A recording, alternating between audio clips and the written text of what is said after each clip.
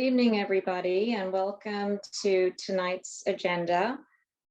This is the Fortitude Parental Panel, and this topic this evening is about online monitoring and teen cyberbullying prevention. So I am Susie Bartel, and I am the founder of the Ryan Bartel Foundation. This foundation was started 6 years ago, after 1 year after the loss of my oldest son, Ryan, to suicide. And our mission, I just want to add that we are a 501c3 nonprofit, and our mission is to prevent youth suicide through awareness and upstream educational programs and activities like this one this evening, that empower our youth, our families, and the community at large, so that no teen ever turns to suicide as a solution to their problems. We hold monthly parental panels like this one, and we are recording this session. So if you have friends that you feel would benefit from watching this, we will be posting this on our webpage approximately 24 hours later, and then you can go onto our website and share that link with your friends and families. Yeah. A couple of housekeeping items. You do not have to turn on your camera, and if you want to ask any questions, you can either put them in the chat. You can either put them in the chat, or there are some icons that you can use on the functionality at the bottom that raises your hand. But feel free to just turn on your camera and let us know that you have a question. So with that said, I am going to turn it over to Denisha, who is our moderator tonight. Denisha is also a board member of the Ryan Bartel Foundation and a clinical social worker, and we are delighted to have her moderate this evening. Welcome. Thank you, Susie. Thank you. And thank you, everyone, for taking the time tonight to be with us. We are talking about cyberbullying, and for anyone that has children, or even for yourself, it definitely is a scary topic for all of us. So I very much appreciate you all being with us. As we prepared for tonight's event, I did a little bit of research and found that 95% of teens in the US are online, and the vast majority access the internet on their mobile device, making it the most common medium for cyberbullying. About 37% of children between 12 and 17 years old experience cyberbullying at least once. LGBTQ cyberbullying statistics show that LGBTQ teens are more likely to be bullied than cisgender teens, or teens who live their lives as the gender assigned to them at birth.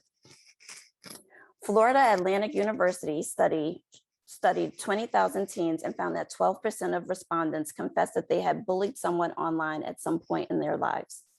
Victims of cyberbullying often experience much lower self-esteem, greater social anxiety, depression, and many experience suicidal thoughts as well. Cyberbullying can be a cause of alcohol and drug abuse, eating disorders, poor school performance, and more. All this serves to show how harmful cyberbullying is and how important it is to put a stop to it. Between 2008 and 2015, the number of teens who attempted suicide or had suicidal thoughts had doubled, as revealed at the Pediatric Academic Society's meeting of 2017. Many cases were the result of cyberbullying. One factor that has been linked to suicidal ideation is experience with bullying. That is, youth who are bullied or who bully others are at an elevated risk for suicidal thoughts, attempts, and completed suicides.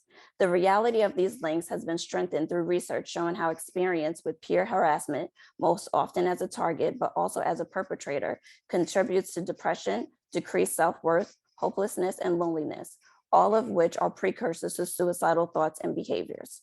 So I just wanted to share a little bit of those statistics and give you a little taste of what we will be diving into later on.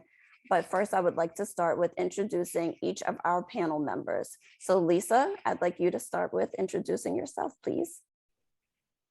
Hi, everyone. Thank you, Denisha. I am happy to be here tonight. My name is Lisa Honnold. I am director and founder of the Center for Online Safety. We work with parents directly to make the internet safer for their teens and tweens. We like a slow rollout of technology. We love technology, but believe that kids deserve a childhood and a slow rollout. And we provide classes and workshops for parents to take to understand things like the algorithm that a lot of people are talking about right now in social media and how that works, and cyberbullying and supervising screen time, those types of topics. Thank you, Lisa. Vince? Good evening, everybody. Vince Shybert, Director of Technical Strategy at Telos Corporation here in Ashburn. We are a cybersecurity firm who helps secure some of the most secure networks in the world. Prior to joining Telos, I was the Assistant Superintendent for Digital Innovation in Loudoun County for roughly 4 years, and then previously down in Charlottesville area for almost 10. So kind of bring a little bit of the cybersecurity side as well as the K-12 piece and tie in to how that operates. Denise? Thank you, Vince. And our last speaker for today will be Renee. Hello, everyone, and thank you so much for having me.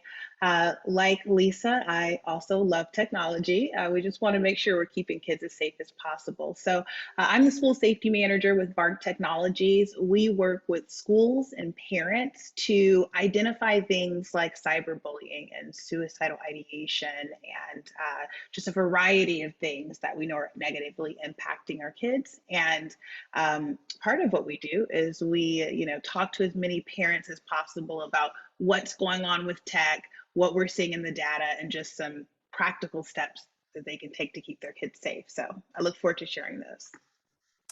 Thank you, Lisa, Vince, and Renee. Thank you again for being here tonight.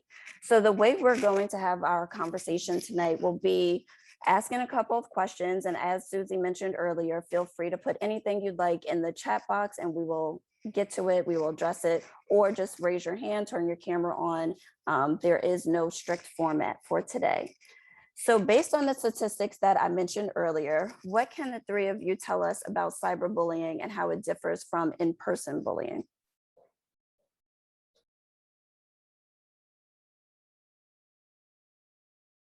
I'll start with Lisa. Perfect. I want to pull up a couple of statistics. There was a brand new report just released today from one of the experts in cyberbullying. His name is Dr. Samir Hinduja. And we theorized that because of pandemic, that cyberbullying rates were going to increase since kids were on their screens more. We didn't know what was going to happen, but we theorized that cyberbullying was going to increase, and it's not for sure that that's true. It's inconclusive according to the report that was just released recently. What I do want to mention is that we find that getting cyberbullied peaks early. It peaks at 13, 14, 15, according to the latest research. And the youth who are cyberbullying others are more boys than girls. And girls get bullied a little bit more often than boys. Transgender, as we already mentioned, get bullied not quite double, but a lot more. So when I think about the differences between bullying and cyberbullying, obviously bullying is online. One of the main differences is the original person posting something may not have had a bad intent, but then it goes viral and people start laughing and it starts getting ugly. So it's not always that the original poster has the intent to bully, but it gets out of control so fast. I'm going to turn it over to my colleagues for more on their thoughts. So what I'll add to that is kids are a lot more cyber aware now as well. And it's kind of moved out into other electronic media. So it isn't just your typical online forum. It's just not Instagram. It's just not Snapchat anymore. It's everything, right? So it's their video games, it's their phones, the areas and the places that they have the ability to communicate. And we really see that with that young group, that adolescent group, that middle school age as they're kind of evolving and moving through. So that's awesome, Lisa, that you mentioned that, because we can correlate that to all kinds of weird behaviors that happen at that middle school level, whether they're digital or in person, as just part of all the chemicals that are changing inside of a little person's body during that time. But the one thing that I see is just the overall interconnectedness of devices and platforms, and how it's much more than what is typically known as just kind of like online. Like it's really digital, more so than just online anymore. Renee, any thoughts? Oh, thanks, Vince. I love how we all turn into like middle schoolers. No one wants to raise their hand first.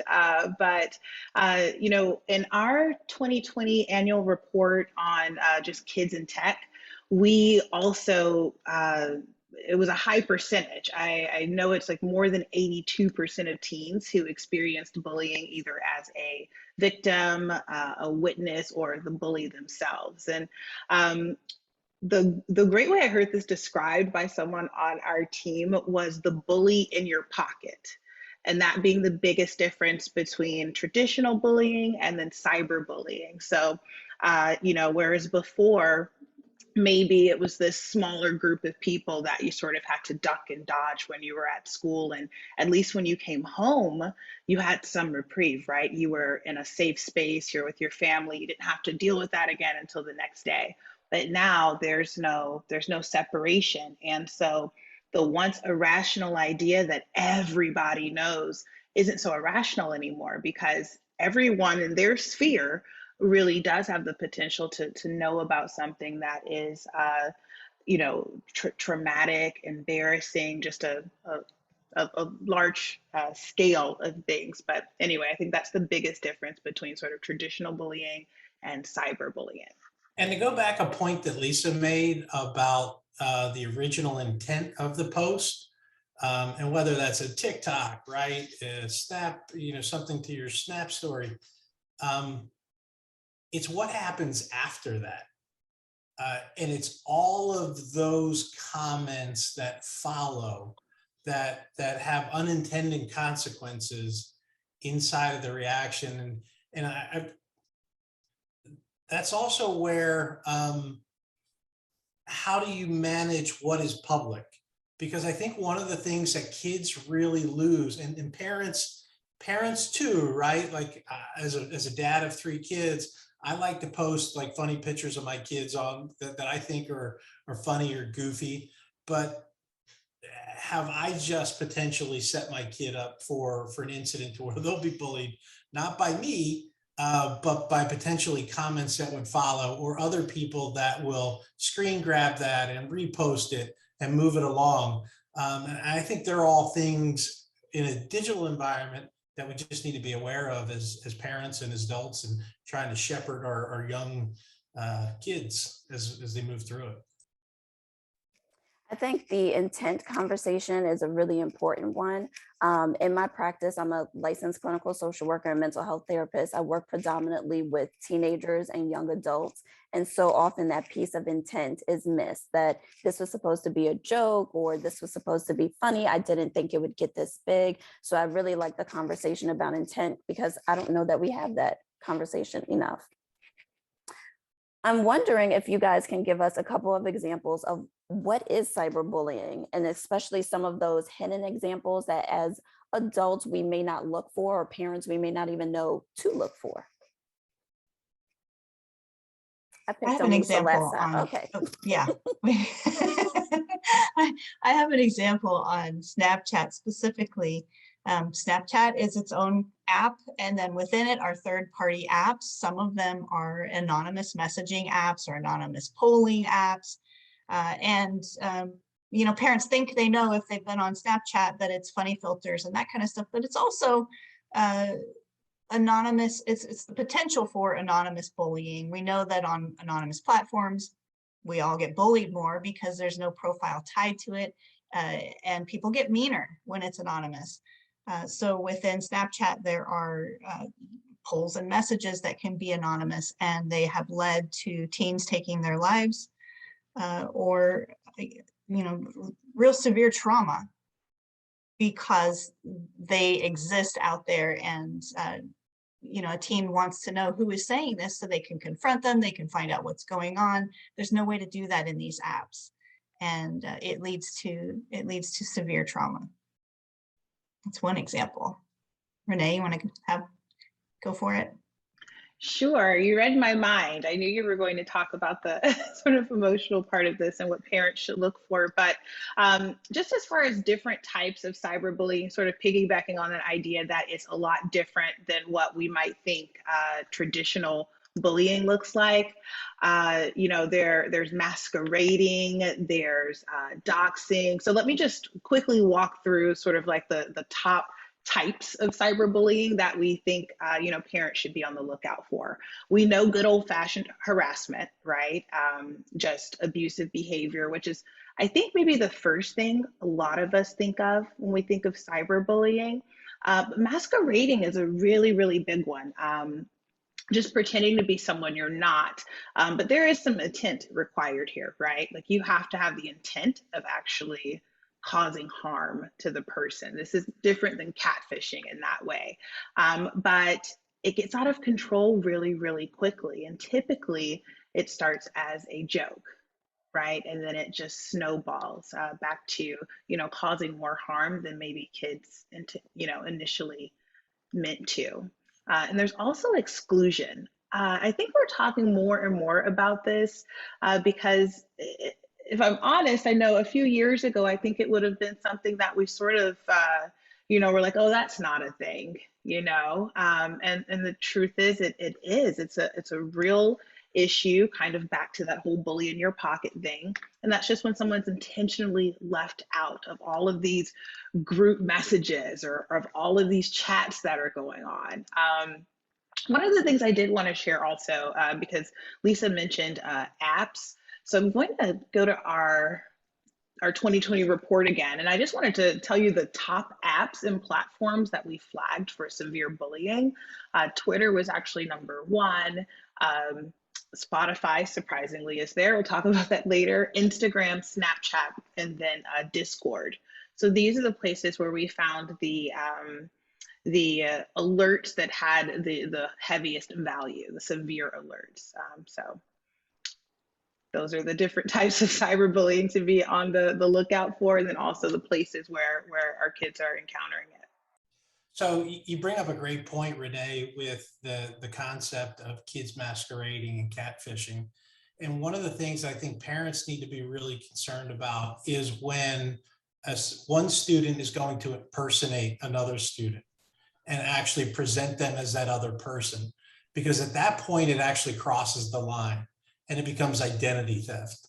So when you take on the persona of someone else in real life, there's a lot that goes along with it. And you kind of cross the line from being funny to actually committing an act that could be considered criminal, depending on what happens and where it goes.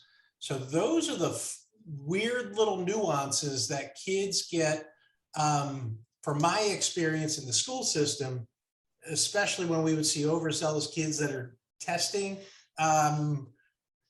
boundaries, we'll say. When it comes to digital laws, they're on a different level, and it's not the same as, like every kid knows they shouldn't steal a candy bar from the store, but not every kid knows that it's also equally wrong to destroy someone's intellectual property. And what happens, what that means when you destroy someone's intellectual property, whether it's a picture, a video, anything like that, you've actually committed or started to commit a crime. And we don't think about that. But if it gets bad enough, it triggers.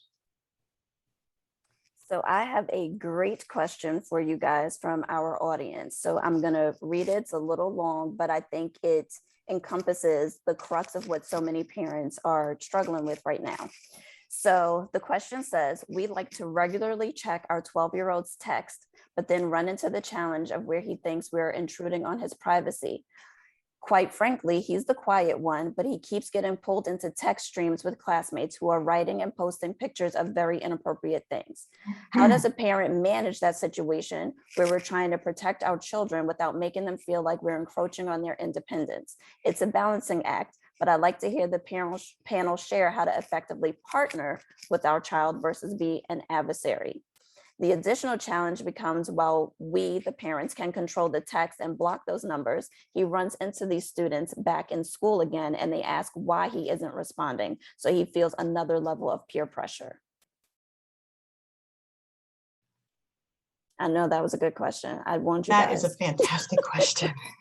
We're chomping at the bit for this one, right? And I love that the intent is to partner with their son. I didn't hear how old he was, but I love that 12 years that's old, the intent. but I How love many? that wording, 12. 12. Okay. Mhm. Yes.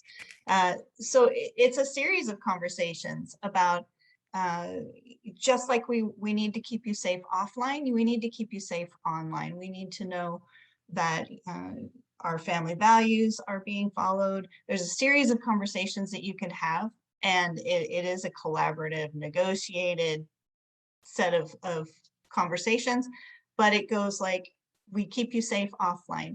There's no way to keep you safe online unless we are also checking and making sure that the messages are appropriate and you're not in over your head. Sometimes as a 12-year-old, you don't have the experience to know when that is. And my experience is that a lot of teenagers think they can handle it on their own. And I've seen teens try to talk each other out of taking their lives or out of doing something really stupid. They don't want to get the adults involved because they're afraid that their technology, their phones are going to get taken away, that adults are going to freak out and not understand the situation, and that they're doing everything they can to avoid this big catastrophe situation. So yes, you can do this. The easiest thing to do is to use an app like Bark, Bark for Families, because it gives your child privacy unless there's something that may be inappropriate that comes through his device.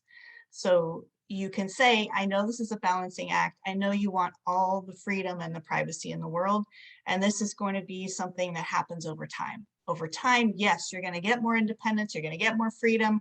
We know that you want more responsibility and privilege, and that'll come. For now, we've got to take it step by step. And so that means we will install Bark. We'll talk about the alerts that happen. I think that's a great way to start with a 12-year-old, is just to have that expectation that it's not really his phone. It's not really that he gets to have all the privacy in the world. I bet you still pay for it. And there is a series of conversations and training that has to happen all the way up until he's 18. It's ongoing. Yeah, to Lisa's point, and Lisa, I may have heard you say this before, but something about the mean mom. Like, if your kid has never slammed a door, stomped away, am I getting it right? Okay. That's Yeah, my if your thing, kid's yeah. if you've never been called a mean mom, then, might be time to make some changes. And I say that jokingly, but this is an area where, as Lisa said, it is a give and take. And she gave you some relational solutions. I'm going to give you a technical solution.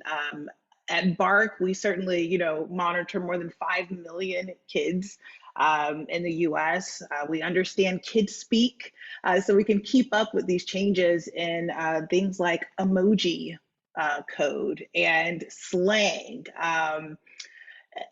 It's just one of those things where, our kids are spending these time in these digital spaces. We have to have digital safety tools in place. I could actually spend the rest of the time, I won't, but just talking about why we don't want to check our kids' text messages. It's ineffective. It doesn't build trust or, any sort of digital responsibility. And there's just so much you're going to miss. So I think using a tool like Bark that walks that line, and it's a line that we always have to walk. It's one that we're adjusting ourselves at Bark continuously. How do we give our kids the space and privacy needed to, flourish and grow and make their mistakes online while they're in our house. And also provide a safety net where we know they're not doing anything concerning or dangerous. So that's my technical solution to sort of how you can stay on top of your kids' messages or kind of their behavior online. And I'll P.S. throw, welcome to the Mean Moms Club or the Mean Dads Club. so I'll throw a caveat out there. The caveat is, as a parent, you want to be careful that you don't drive behavior underground. And that is the single greatest issue that you'll have as a parent, or even as any adult that has authority with kids. So how do you have open and transparent conversations with the young people in our lives when things are going right and wrong? So the more they share with you and the more transparent they are with you, I think one of the first things that happens is internally we get mad, right? Like we get mad that that's happened, but then to take that second before we speak to just be thankful that they're sharing that information with us.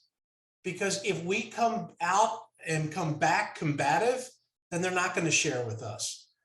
And being able to get that information gives us the ability to coach rather than criticize and take away. Because again, I can tell you as a school division, my time in the school division, whether it was a parent taking email accounts, kids, it's like water. Kids find a way to it. So whether or not I block them from every device that we've had, kids were still creating and doing things and getting in trouble digitally, partly because they weren't inclusive.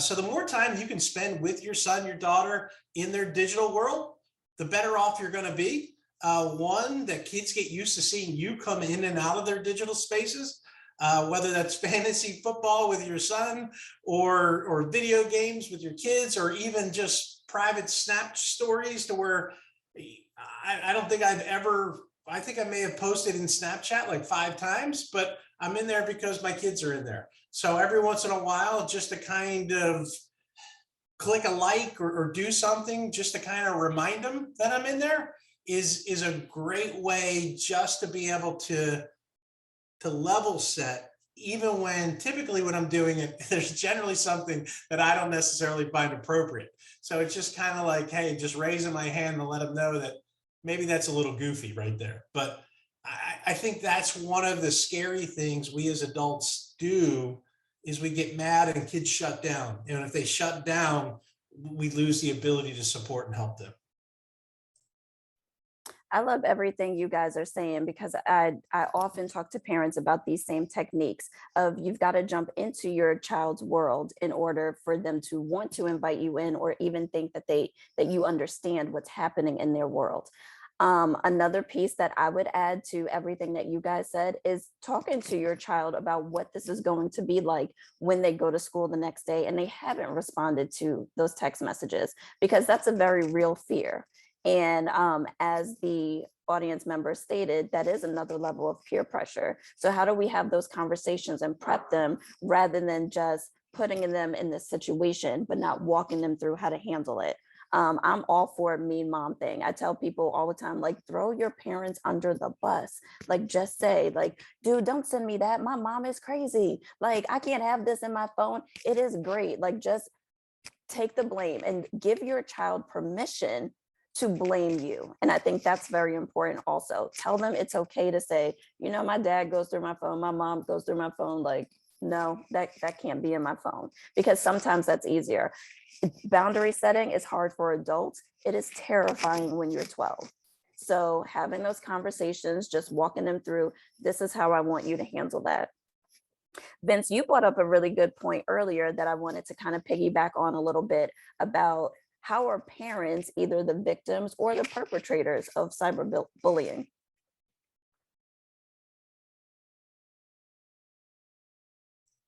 That's for everybody, but I'm putting Vince on the spot first. Yeah, so that's the unintended consequences.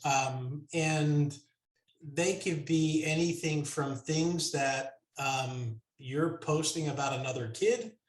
And again, we see this happen. Sometimes kid conflicts happen because of parents, to where a parent will say something about a kid. And typically you think about the sports world, to where you'll have a parent who's complaining, whether it's t-ball, softball, football, basketball, to where a parent will make a comment about a kid's performance, or and you'll see that escalate, and eventually that's also making it back to the student. So how do students feel when you have parents that are talking and complaining and making derogatory comments about them or their behavior? And those things just escalate, and sometimes they're intentional, sometimes they're not. And adults are really good at masking whether or not it's intentional or not.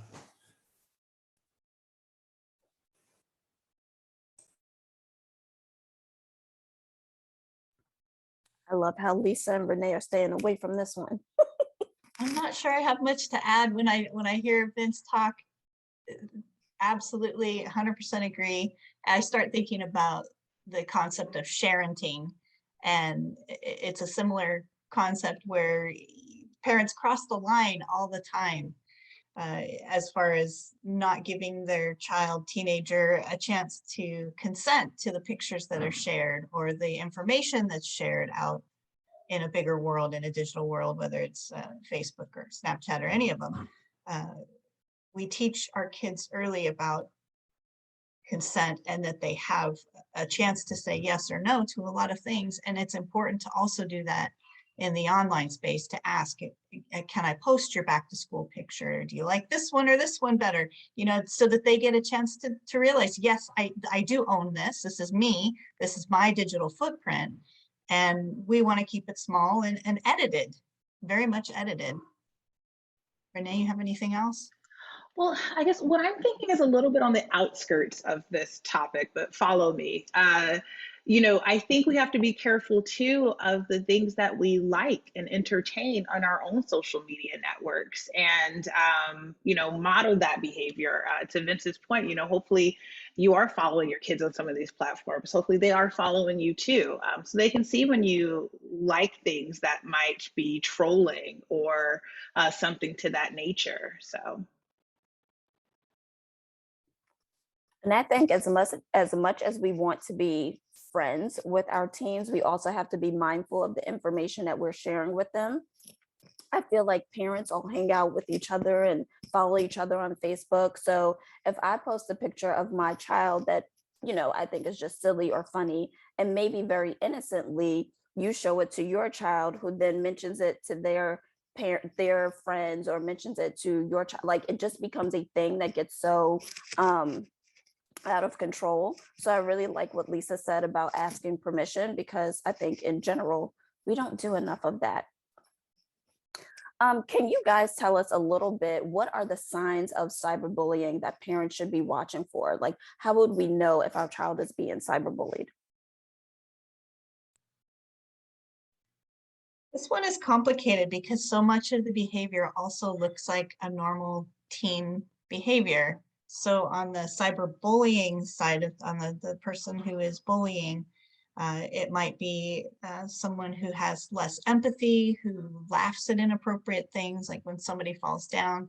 There might be hiding a phone from parents as they walk by. There's secretive things. When I think about the bully, those are typical behaviors. Someone who may have changed friend groups or not have a friend group right now, suddenly. Those are the main things that come to mind. On the person who's being bullied, a lot of times they shut down, they change their behavior online, they start to avoid their phone, or are obsessive about checking their phone because they need to know exactly what's going on. So it's kind of the two extremes.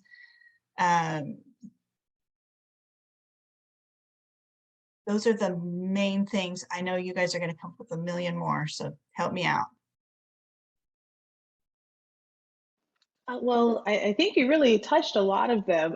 One of them that I thought of too, if your child is noticeably agitated or irritated or anxious, specifically after being online for a long period of time, that's something to look out for. There are also some digital markers here too, though. So, you put those things together with the fact that, there's been a big surge in data, between the hours of 7 and 9. Like, what is that? That's different than their typical tech usage. These are some things to look at too. They're digital markers to see if maybe there's something going on online as well. And another thing, of course, we know that bullying can negatively impact learning. So certainly, if grades are dropping or, if they don't want to go to school, that could be the sign of really the impact of bullying on either side. And the piece that's tricky, right? So most bullying starts as a snowball, and it escalates and grows, and it gets worse. And I don't think anybody's in a better position than a parent to be able to watch and observe their son or daughter when they're interacting with their phone. And again, that idea of why you shouldn't take it away, because you should be able to monitor behaviors. Kids are really bad when they're comfortable with showing what's going on their face. So you can see and read when things are going well, or they like something or they don't like something, just by their typical behaviors. And when they're home, they're typically comfortable, they're more expressive. And I think we have the unique opportunity to kind of pick up on some of that ahead of time. The other piece is just being involved. So making sure that you're part of the online environment that your son or daughter's in also helps. Because while they're 100% going to have their private areas that you don't get access to, or they won't tell you that they haven't given you access to talk about that exclusion piece. You'll see their public post change as well, as it's affecting whatever's happening privately in that group or that enclave, kind of spill out over into their public spaces. And then the other really funny thing is while we're talking about how do you see your kid being bullied, the question is also, how do you pick up and interpret when your kid is the bully? And I know Lisa's got some cool stuff around that. I may have already shared my coolest.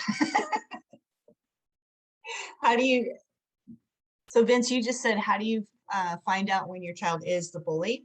Is that what? Yeah. So that's a great question. And I shared a little bit about how you might know your child is bullying based on behavior. Same thing Renee said with digital markers, maybe your data is suddenly going up. Some of the danger zones are if they have access to their phones after 9 or 10 at night. After parents tend to go to bed, there's less supervision. They have their phone in their room. A lot of times, good judgment leaves them, and bad things happen in the middle of the night. So if they have access to their phone after bedtime, if you can see that they're using the phone in the middle of the night, maybe they're checking messages, those are times when bullying tends to happen, is when parents aren't there in the same room, and bad things tend to happen.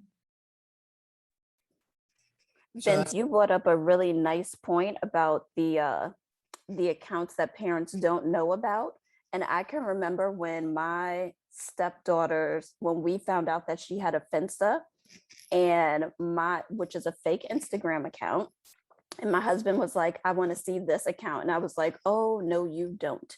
You do not want to see it. You just want to have a conversation. No, I want to have a conversation with her about how she's portraying herself. But I talked to enough teenagers to know that parents didn't want that. And it was very shocking for them, not for me, for her mother and her father, to find out that she had a fake Instagram account But it's one of those things of just kind of knowing that you're never going to know all of it. So again, how do we do that trust piece in the conversations? Which leads me to my next question for you guys of, as parents, is there anything that you can do to prevent cyberbullying, and how do we keep our kids safe? So before we go to that question, can we touch on that last part that you talked about the fake accounts that Absolutely. kids have?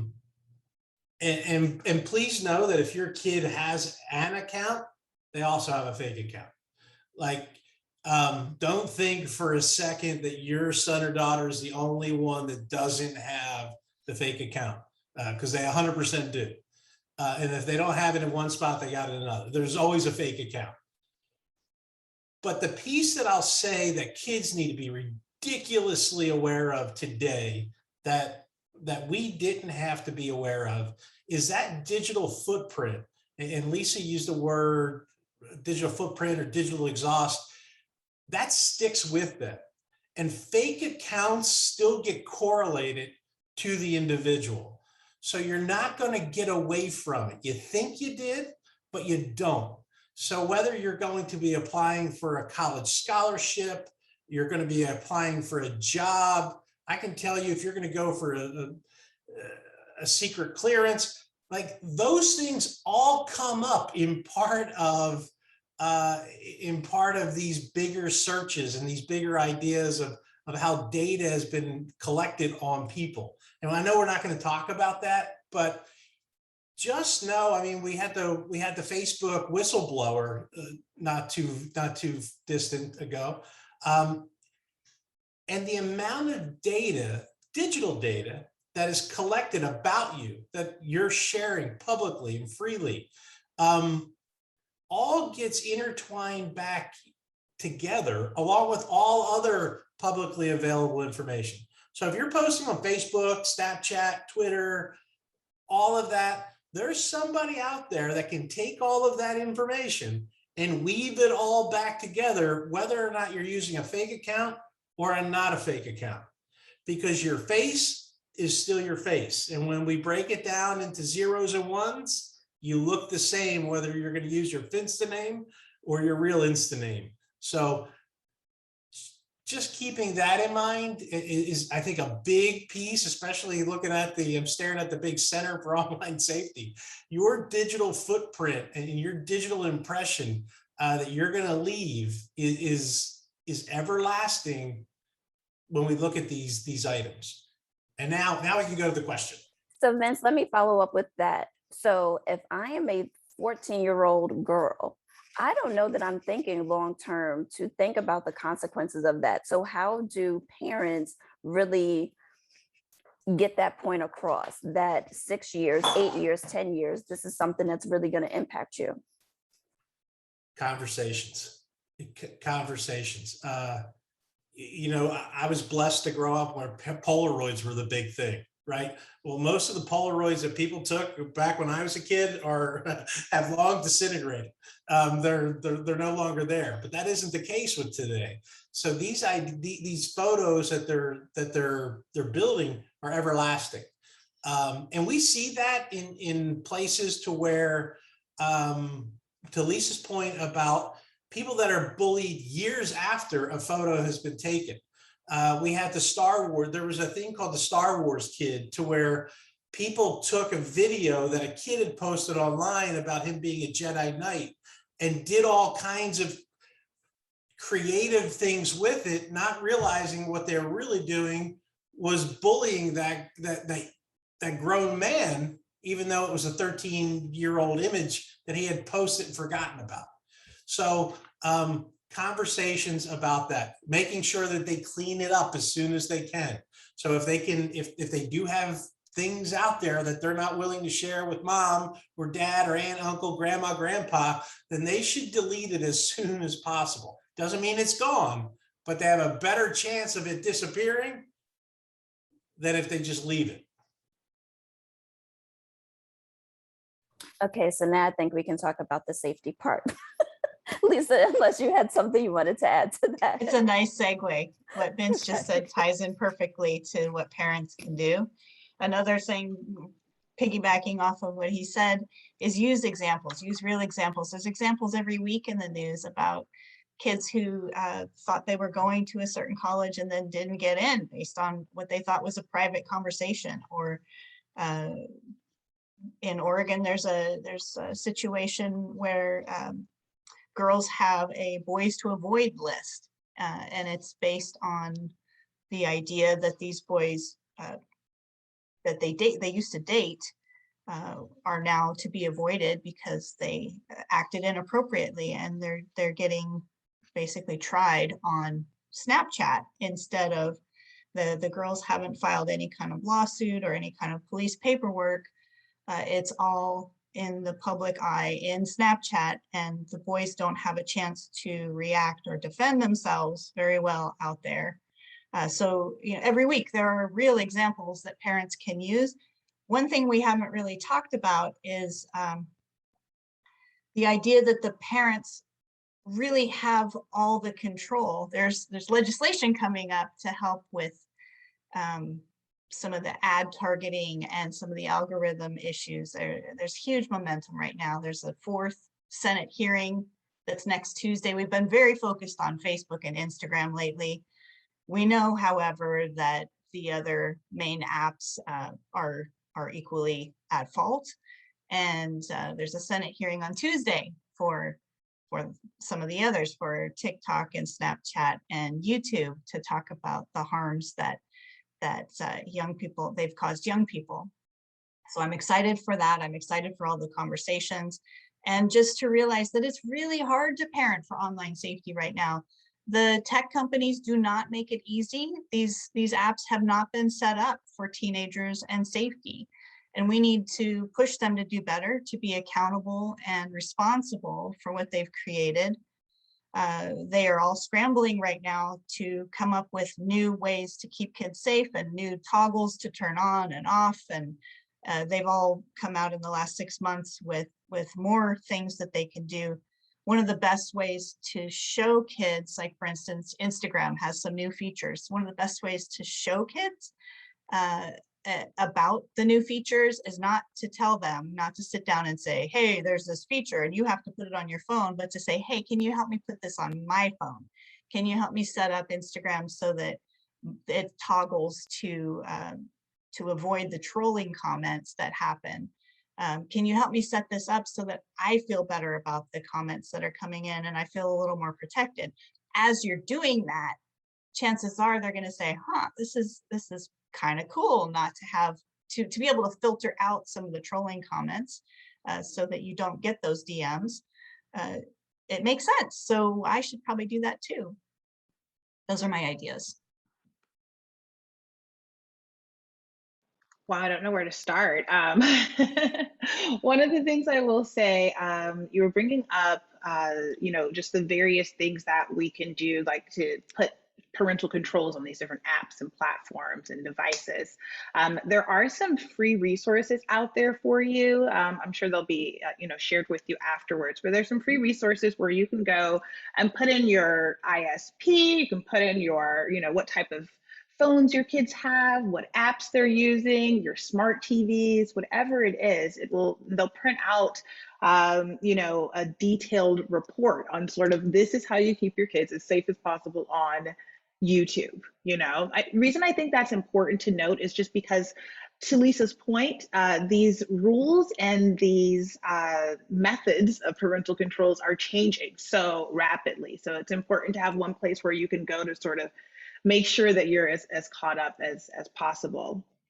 Another thing I did want to wrap back around to, I know we were talking about digital footprint before, and when Vince said, something about, just basically just not having this issue in school, I remember too, the worst thing I have out there is a horrid AOL email address that I will never speak aloud, that came up on a background check for my current company. So it was not fun.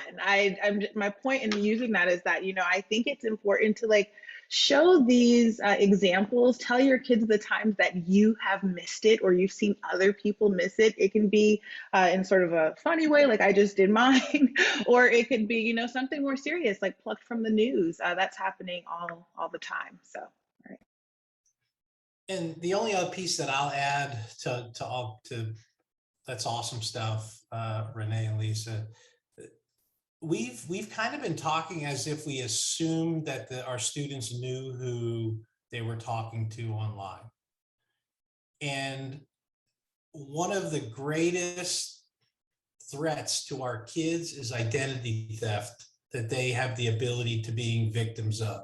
So while we talk a lot about cyberbullying, part of what happens in cyberbullying is people have the ability to, when you get agitated or you get angry, you drop some controls that they just turn off in your brain, and you end up oversharing information.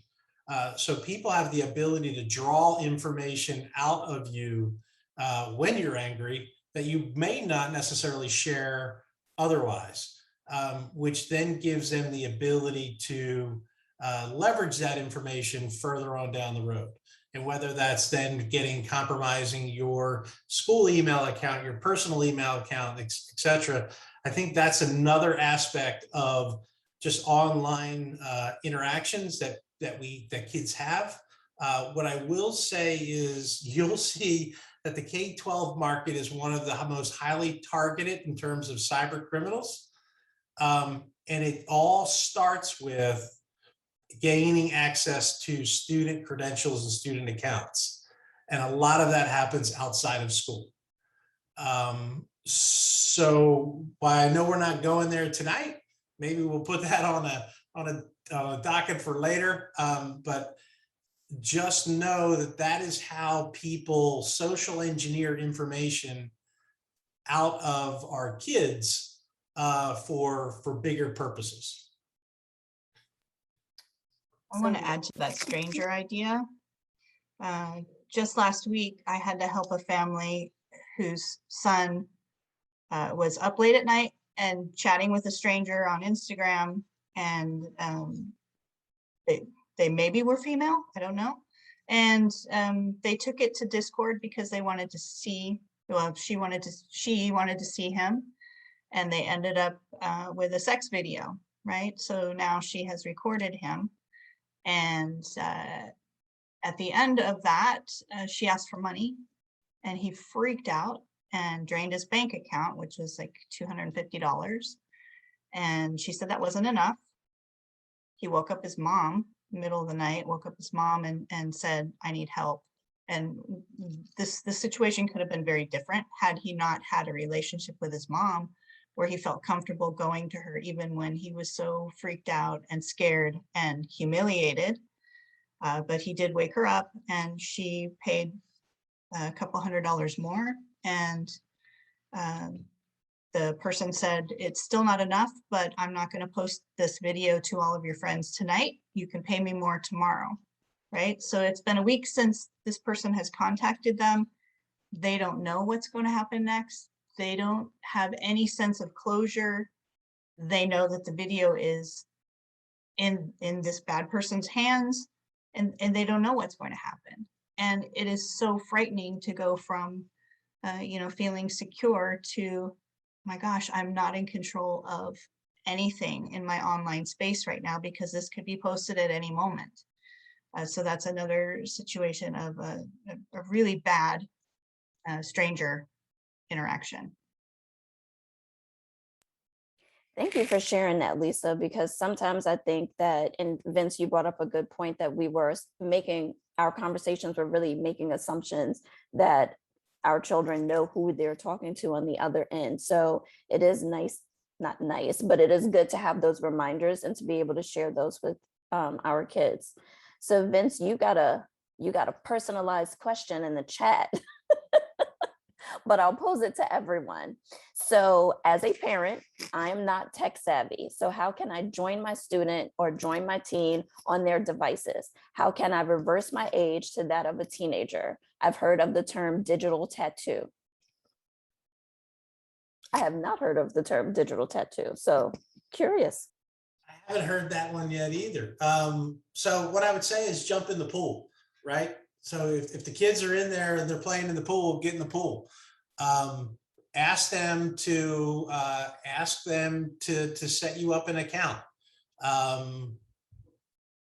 Don't necessarily target their friends, because that can lead into other weird conversations that people would have to have. But just make sure you're engaged with them. And then the most important thing you can do as a parent is really just making sure the things you're posting are appropriate. And and remember that your kids are looking at it. So I think that's one of the things that we sometimes forget as adults, that the things that I post on Facebook and Instagram, I should be as comfortable holding up the picture at the dinner table when we're all sitting around it with the kids, because they're there. So the biggest thing is engage them in video games. So if they're playing Clash of Clans, get a Clash of Clans account. Start playing Clash of Clans. It's a stupid little game, but it's kind of engaging, and you can get in there and deal with them there.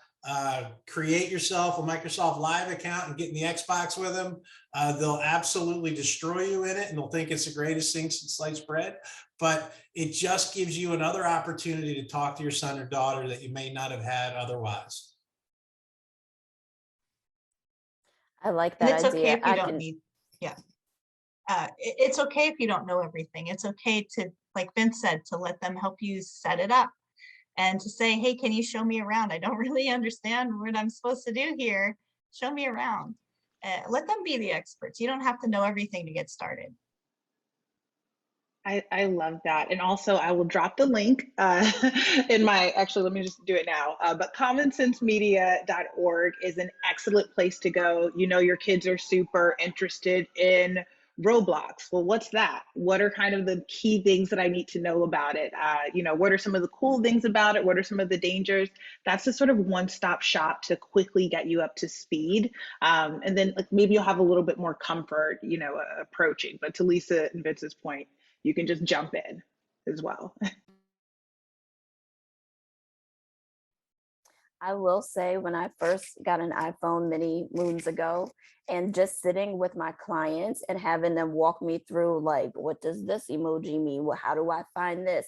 They love feeling smart. They love teaching us things. And so diving into their world really has more of an impact than I think we sometimes give credit to. So my next question for the panel would be, if we find out that our child is either the cyber bully or being bullied, what can we do?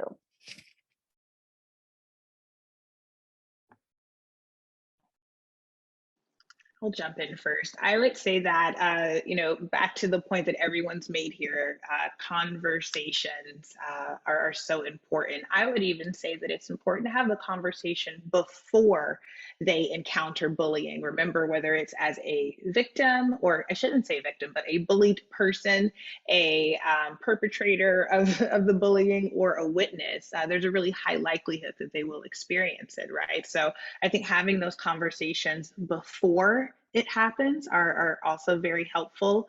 But more than that, I mean, if your kid is the bully, or if it involves some sort of sextortion, you know, it is important to make sure that you are handling it. You know, a lot of parents say, you know, should I keep these photos? Should I delete them? You know, so there are some sort of one-stop shops where you can say, okay, what do I do about sexting? What do I do about cyberbullying?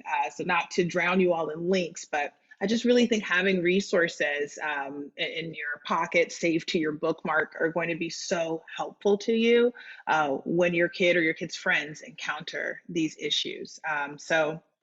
Again, just those conversations, and then knowing the laws and the sort of rules in your, whether that be in the school or whether that be in the community, and just knowing where to find that. Yeah, and to jump in, Renee, you deal with the behavior, not the technology. So the technology is a medium, not the cause of the action. So it's when the kid picks it up and does something with it, that's the problem. So how do you deal with the action and the behavior of the student. To Renee's point too about inappropriate images and laws about saving pictures, just know that if, God forbid, you do run across an inappropriate image of a young man or woman, do not forward, do not do anything. You can either keep it to report it, or you should delete it. At no point ever should you save it or move it or send it to yourself, because that's a violation of law. So you just want to be real careful when dealing. And ironically, one of these use cases, it actually comes out of Loudoun County, happened about 6 years ago, with a school dealing with an inappropriate image and then sending it to an assistant principal to deal with. So that actually resulted in a distribution of child pornography. So when you transmit something, you're distributing it, and it can become a nightmare. So delete or hold off until you get actual support from law enforcement before you move forward with any kind of inappropriate photos.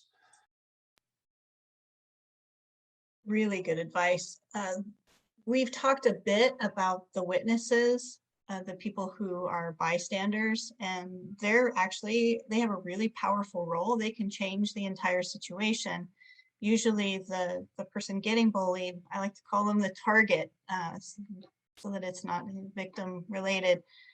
Usually the target is in fight or flight mode. They are so overwhelmed with what to do, and their brain shuts down, right? And the kids who see it, all it takes is one of them to make a difference and become an upstander. We like to call them upstanders, when someone stands up for another person when they see something that's not right.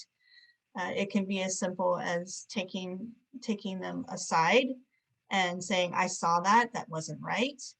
It can be reporting anonymously to school, or to, a lot of schools have anonymous apps that you can use to report things. It can be talking to a trusted adult. There are a lot of ways that the witnesses actually have a lot of power, and in great digital citizenship curriculums, they're taught, teens are taught about being upstanders and how important that role is. So I just want to mention that that's something that we can talk about before bullying happens as well, is how can you stand up for someone in the digital space? What could you do? Tell me, in this situation, role play, how would it work? What would you say? What would you do? Just so that they're comfortable with the idea that they can make a difference.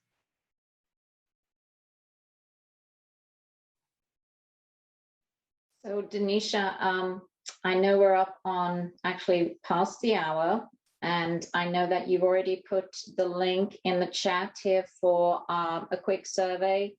I'd like to ask all the parents to please fill this out. It takes just a couple of minutes, but it makes a big difference for us, because we are dependent for our existence on grants and donations, and we need to know what parents need and how helpful they find our programs. And that's really the genesis of the survey. So your answers are a huge help to us. So thank you for filling that out. Yes, thank you all. I have us scheduled until 8:30, but I don't have any more designated questions. So I'll ask the panel to give us some final words, and parents, by all means, if you have any questions, feel free to ask, feel free to put them in the chat box. We have a few more minutes. So I will start with Renee this time. Okay, well, since we're ending things, I just want to say what a pleasure it was to have this conversation with you all tonight.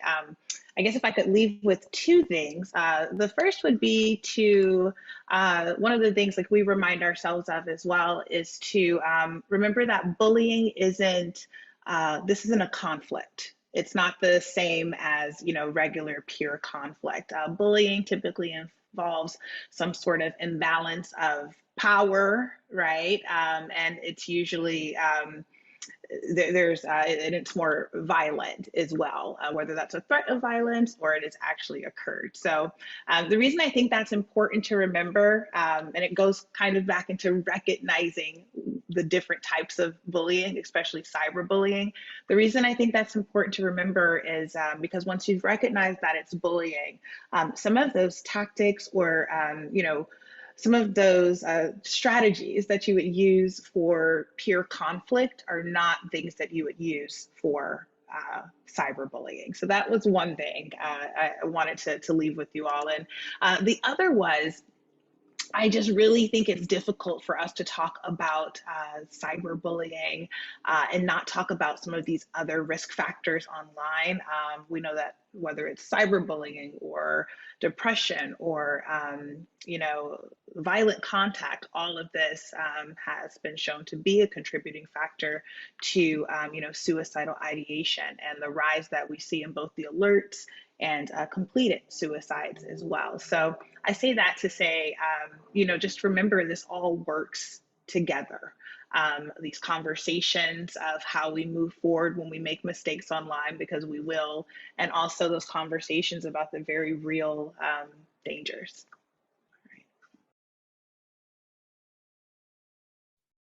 Thank you, Renee. Lisa? Yeah, I love everything that you said, Renee.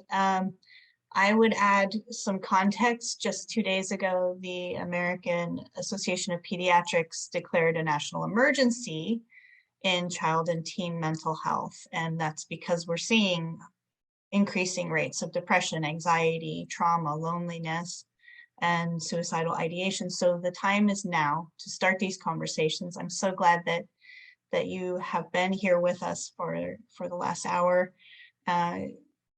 The other thing I want to leave you with is there's no shame in where you are right now.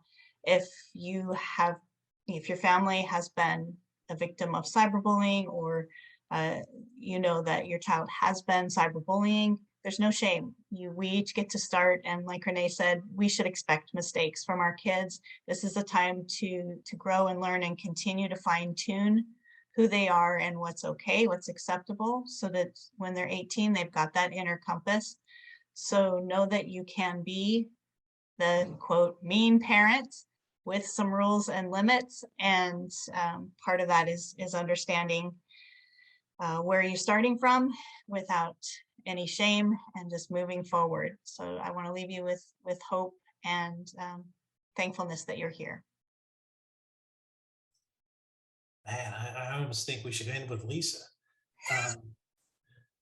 The yes, and